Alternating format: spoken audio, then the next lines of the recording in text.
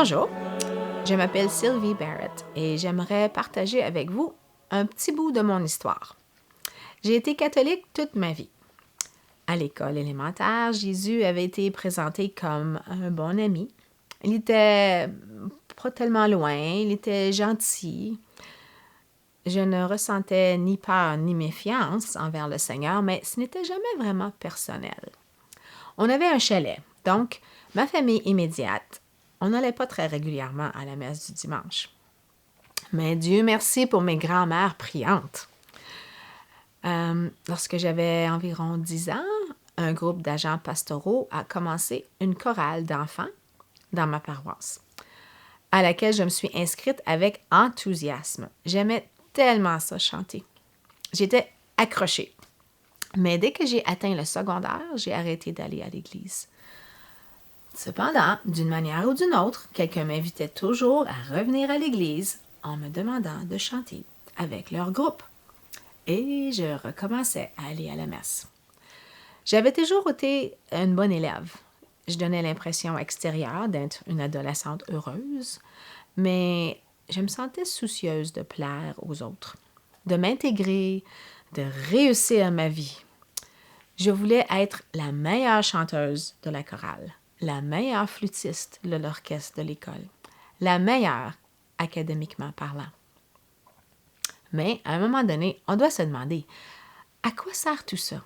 Qu'est-ce que c'est vraiment de réussir sa vie? Ce n'est que lorsque j'ai rencontré mon futur époux Frank que j'ai découvert qu'il y avait une autre façon de réussir, pour vrai. J'ai rencontré mon futur époux Frank en 1981, alors que nous étions tous les deux au collège. Il faisait déjà partie d'un groupe de prière charismatique dans une église à Montréal. Pour Frank, les réunions de prière étaient déjà normales. Il m'a donc invité à assister avec lui. Ce fut même une de notre première sortie ensemble. Quand je suis entrée et que j'ai entendu la musique, j'étais curieuse, mais un peu inquiète. Est-ce que c'est catholique, ça, pour de vrai? La musique m'a vraiment attirée. Et encore une fois, j'étais accrochée.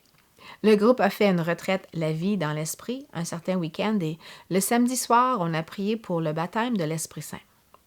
C'était la première fois que j'invitais le bon Dieu d'être au centre de ma vie, que je prenais un engagement et j'ai ressenti absolument rien. Pas de lumière venue des cieux, pas de voix angélique, pas de succès. Alors j'ai gardé cet échec apparent secret toute la journée du lendemain. Le lundi suivant, en route vers le collège, je réfléchissais à tout cela dans le métro à Montréal. Je me demandais, pourquoi est-ce que j'ai senti que rien ne s'est passé? Alors j'ai décidé de demander, Seigneur, l'Esprit Saint, est-ce que c'est vrai tout ça? C'est à ce moment-là que, rien que pour moi, dans le métro, j'ai eu une sensation physique du Saint-Esprit, comme une vague qui m'a submergée, produisant une paix au-delà du possible. Là, je savais que c'était vrai. Au fil du temps, ma foi s'est développée. J'ai appris ce que d'être une disciple, de prier, de lire la Bible, de chanter des louanges, plutôt que seulement chanter des paroles. Ça a changé ce qui m'attirait, ce que je regardais, ce que je lisais, ce que j'écoutais. Ça a changé toute ma perspective sur la vie. C'était comme une illumination. Finalement, Frank et moi, nous nous sommes mariés dans la même église de Montréal en 1984. Graduellement, j'ai appris à faire confiance à la providence. J'ai commencé à comprendre à quoi ressemblait le vrai succès. Ma foi donne comme une saveur, comme une palette de couleurs, une direction à ma vie. Et maintenant, je vois que le bon Dieu m'a donné le don de la musique comme un moyen de me rappeler à lui, de me consoler parfois, d'apprendre l'Écriture sainte par le chant, et puis de servir son peuple à mon tour. Il ne s'agit plus de performance parfaite, mais plutôt d'atteindre les cœurs. Et en tant que grand-mère priante, moi-même maintenant, je sais que c'est le genre de succès qui compte pour vrai. Alors maintenant, laissez-moi vous poser une question. Quel don voyez-vous dans votre vie? Lorsque vous passez en revue vos talents, qu'est-ce qui vous rend accroché à quelque chose? Voyez-vous, l'auteur de tous ces dons vous attend pour accomplir son plan pour votre vie, pour utiliser vos dons pour communiquer son amour pour vous et pour les autres. Maintenant, peut-être que vous avez des doutes ou des inquiétudes lorsque vous entendez des gens partager leurs histoires. Laissez-moi vous lire quelque chose, un extrait du prophète Jérémie, chapitre 29, verset 10. « Je connais les projets que j'ai pour vous, annonce l'Éternel. Je veux que vous profitiez du succès. Je n'ai pas l'intention de vous faire du mal. Je vais vous donner de l'espoir pour les années à venir. »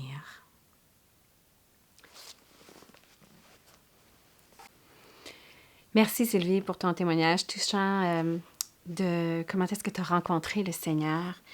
Et en même temps, merci pour tes grands-mères qui ont été des témoins pour toi et qui ont vraiment aidé à approfondir ta foi. Alors sur ce, je veux juste te bénir. Le Seigneur t'aime énormément. Il veut vraiment venir et passer à travers toi, même avec tes enfants, avec tes petits-enfants.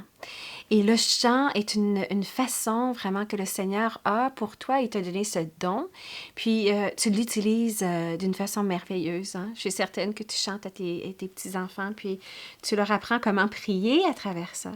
Et donc, je demande vraiment qu'ils continuent à te donner des belles années avec eux, en étant toujours le témoin que tu as été et touché par le Seigneur. Et pour ceux qui regardent maintenant ce qu'on vient de faire aujourd'hui, est-ce que vous aussi, vous êtes capable d'ouvrir votre cœur et est-ce que vous pensez que le Seigneur peut vous toucher? Alors, tout de suite après le verset 10 dans Jérémie, on voit, alors, ce qu'il dit, c'est « Vous m'invoquerez et vous partirez. Vous me demanderez en prière et je vous exaucerai. Vous me chercherez et vous me trouverez, si vous me cherchez de tout votre cœur. Et je me laisserai trouver par vous. » Alors, je prie vraiment pour que ce soit quelque chose qui vous touche et le Seigneur veut nous donner tellement de grâce.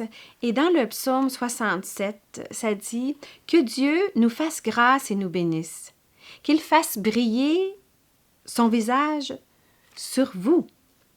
Alors l'on connaîtra ta voix sur la terre et ton salut parmi toutes les nations, et les peuples te louent, ô Dieu. Tous les peuples te louent. » Alors encore la louange qui ressort dans ce psaume et l'importance de laisser le Seigneur passer à travers nos chants. Alors, ça touche nos cœurs beaucoup plus profondément et c'est la prière que j'ai pour vous aujourd'hui. Au nom de Jésus, recevez ce qu'il a